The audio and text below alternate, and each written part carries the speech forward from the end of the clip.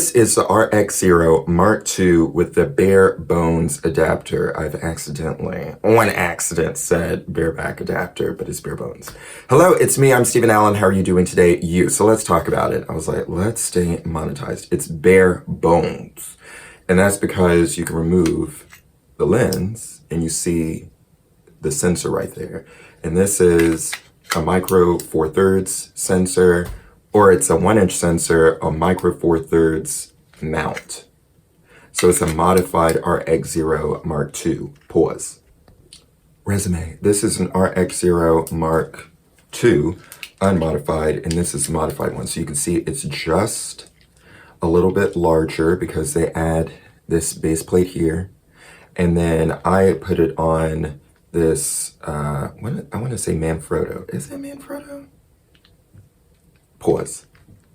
Resume. I had to do some Googling. Yeah, a Manfrotto quick release base plate, so I can connect it to a base. But this is actually not Manfrotto. It's like a different one, but it's the same as the one that Manfrotto made. And then you can see that they put this mount here. So it has it sticking out a little bit, and it sticks up at the top there. So if I don't want to keep this off too long because then my sensor is exposed. But you can see it just sticks out there. So I really do like this camera. I like this one too. The thing about this is I added this thing on the front so that I can have a lens cap, because it's not an action camera, but it's made like an action camera where the whole front is just glass or plastic. And so if it gets scratched or whatever, you have to replace the front. I'm like, I want it covered. Like, it's not an action camera. It's just a small mirrorless camera that's more so for cinematography, like a short film or something like that. But it's small, and it really works well, I think, as a secondary camera to an A7S II, because I have an A7S II. Especially this, because you can change the lenses. But with, I feel like actually it's better for an A7 III. The RX0 Mark I looked more like A7S II footage, and then the RX0 Mark II looks more like A7 III.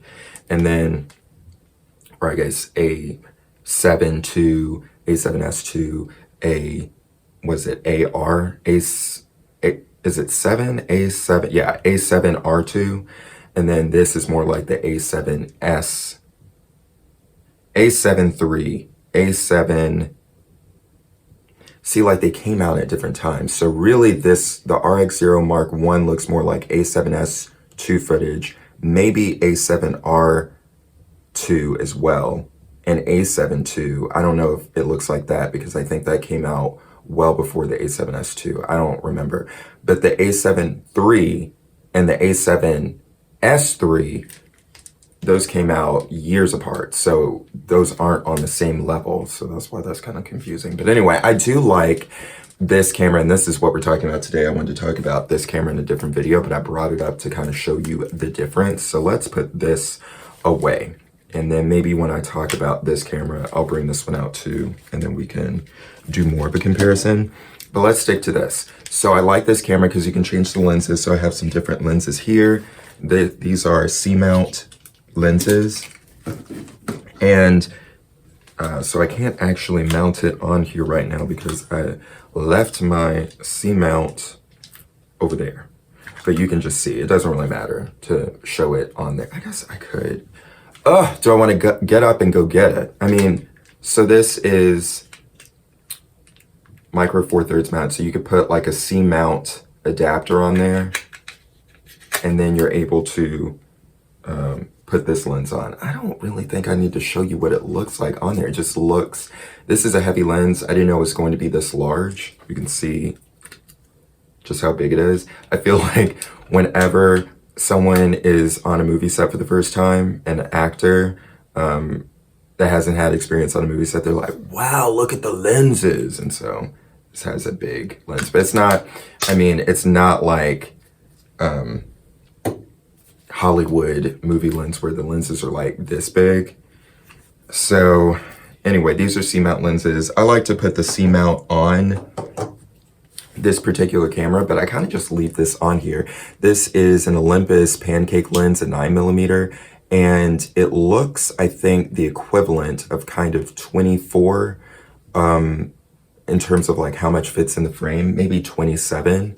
And because this is a smaller sensor, and this was made for a micro 4/3 sensor, but not a 1-inch sensor. And the only thing about this, since it's a modified camera, this shows you what's in focus. So it'll say this here is infinity, but I find that everything is in focus if you push it all the way. So really this is infinity for this lens mounted on here. So you don't get the same settings that the lens will tell you for this, because this is kind of like handmade. This isn't, you know, made by the factory. It's not made by Sony. It's modified by Backbone bare bones adapter. Ribcage. It's like the Backbone Ribcage. And then this camera, unmodified, has, these are the flippy screens. So it has the flip up screen. I like that because the RX0 Mark I did not have that. Something to keep in mind about these RX0s is that, and also with this modification, I haven't noticed that the battery life is lower. It's the same terrible battery life with or without this modification. I've heard that the heat is better, so you won't have it overheat and turn off, but I've never had overheating issues with this camera.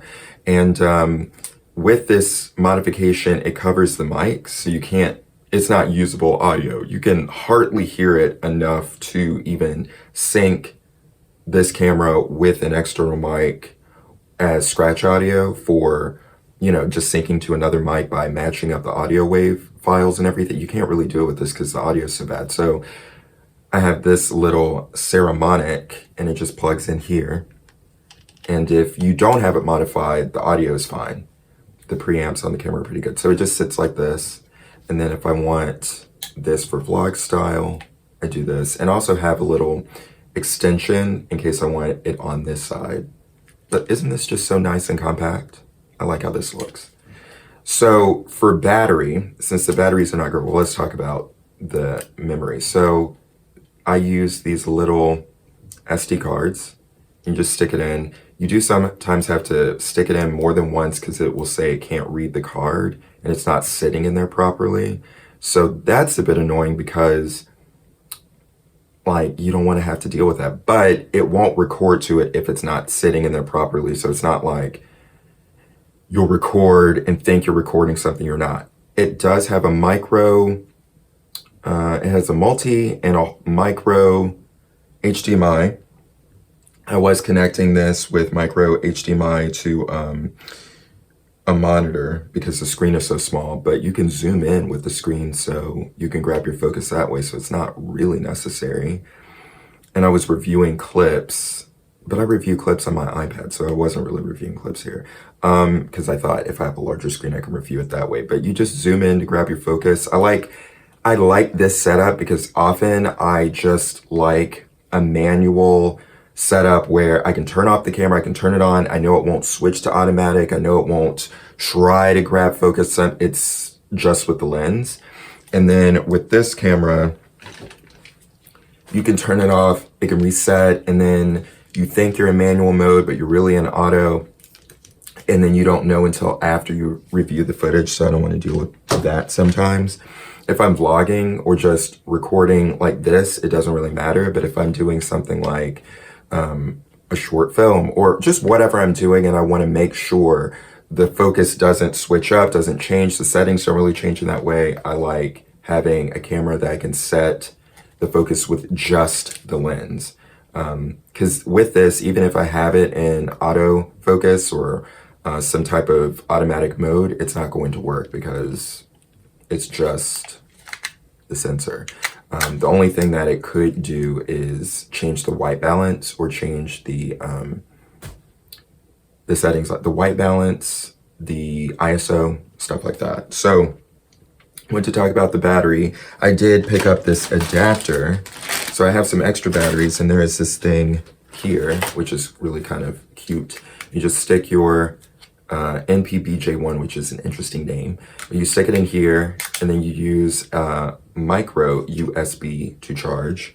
And I don't mind micro USB. Just be real. It's not USB-C. It's like, it's fine. You can live with it. So I have some additional batteries.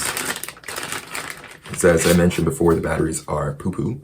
So I have one of those. And then this I picked up, and I have not tried it yet because I'm kind of afraid to try it. So basically what this does, it's a dummy battery. And I do use dummy batteries with my other cameras. I used one with a camcorder from the 90s, and I guess it overpowered the camera because it won't turn on anymore. And I used a dummy battery. I use it with my A7S II all the time. I've been using it for, it's probably been 10 years now, and that's been fine.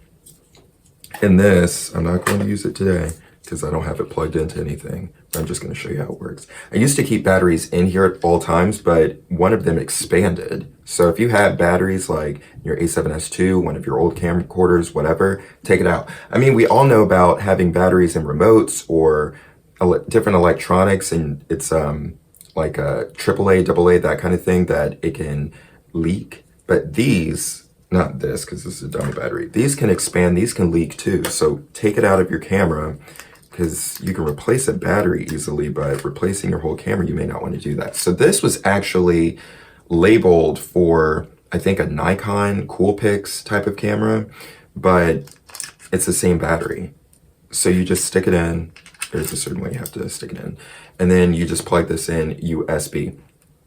So I have not tried that yet because I'm like, I don't really want to break my camera. If I do try it, I might try it with this one because I can easily get a replacement for it. I can just get that again. This I could get a replacement for, but it's way more expensive with the modification.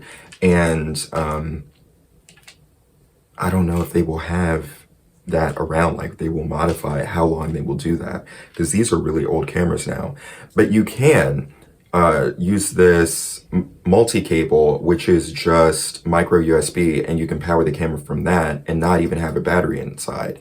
And if you do have a battery inside, it will charge the battery there, and it will charge the battery if you have the camera off, and it will just power the camera from USB if you have it turned on, and it will ignore the battery. But I thought if I have this, then I can easily pop in and out this SD card, because if you have it plugged in, you can't touch your SD card, because I like to pop it out and review it on my iPad.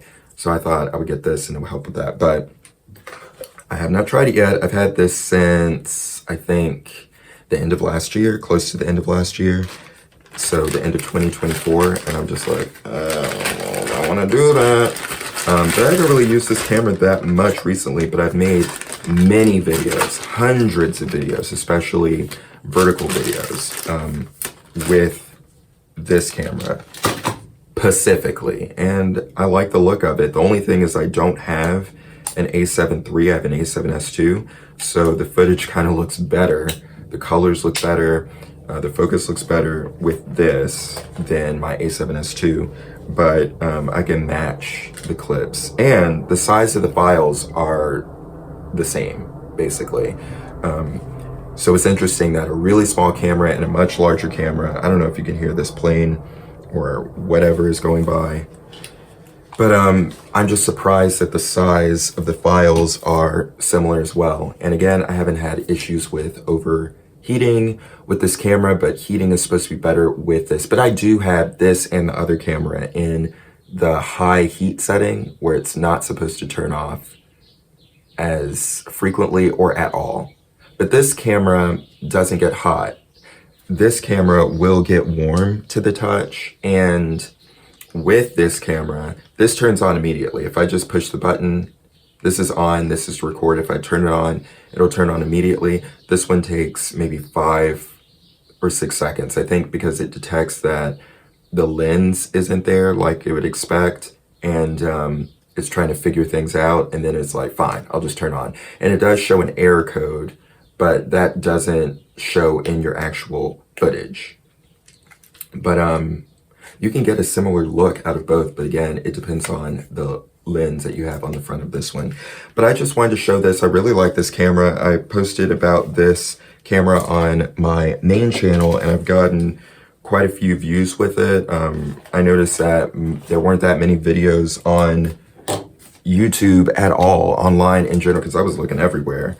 about this camera, and I just thought, well, since I have it, let me make some videos, and I got some views that way. Anything else I want to say about this camera? I mean, I just like how small it is, and I wanted this to be my everyday vlogging camera. The only thing is that image stabilization is not great at all. It has that jello effect, especially if you are kind of getting close. I guess if you're filming and your scene is far off, you don't see it as much, but there is not any image stabilization without the native lens. The native lens, it does have a bit, and then people say it's not great, and it's not great. But with this, it just doesn't exist. So you would have to have, I guess, image stabilization on the lens, but you can't because the lens wouldn't be powered. So that's the other thing. A lot of micro four thirds lenses, if you're using that, they have little, what is it called? Electronics at the bottom so that it can get power from the camera, so that it can power the lens for autofocus, and so that you can control the aperture. But with this camera, there are no electronics to pass through because it's a modification, so you need all manual lenses, and those are harder to find with micro four thirds. But with C-mount, for the most part, every single C-mount lens is going to be manual. So often I will use a C-mount lens with this if I'm not using this. I haven't gotten any other micro four thirds lenses for this because I don't have any micro four thirds cameras, so I really just use this lens as kind of a body cap lens. I thought I wanted to have a lens where I just pull the camera out and I can immediately start taking some photos or video if I want to. And then if I want to use a different lens, such as this, I can just put it in, put it on, turn it in, turn it on. So there is that. If you have any questions about this, I can make a follow-up video about it. But I think I want to make a video in the future, possibly, don't hold me to it because I don't know, about just the regular RX0 Mark II. Because I do like this as well, but I do like cameras where you can just control the lens. I just really like that. I haven't really, like autofocus, I like it for an iPhone, something like that, but as a standalone camera, I don't really like autofocus. The point and shoots, those are fine. It's just historically I've had so many issues with autofocus, it would just not be in focus. But usually the iPhones, I haven't had footage where it's like the background is in focus and then the foreground where I am, it's not. I haven't had that issue, and if I have, it's been a long time ago. But with the point and shoot cameras and all of that, that's what you were using before you were using iPhones, and that happened all the time, and I think I just have some PTSD from it. So even though new cameras probably don't have that issue anymore, I just feel like it will. So I like having a lens where I can take the lens off, I can change it, I can manually control it, and I like a lens cap. And even with these iPhones, I'm like, I wish I could cover the lens, because often you're filming, the lens is smudged and you don't notice because you're just filming and you're like, oh, I should have wiped it off. So anyway, that's enough for this. I didn't even want to go this long with this experience in this video. So anyway, hello, how are you doing? It's me, I'm Steven Allen. Just wanted to talk about this. So hit the plus, hit the star, hit the follow, give this video 5 stars, subscribe, follow, do all the things. Until next time, take a little time to make art and be brilliant. I'll talk to you later. Goodbye.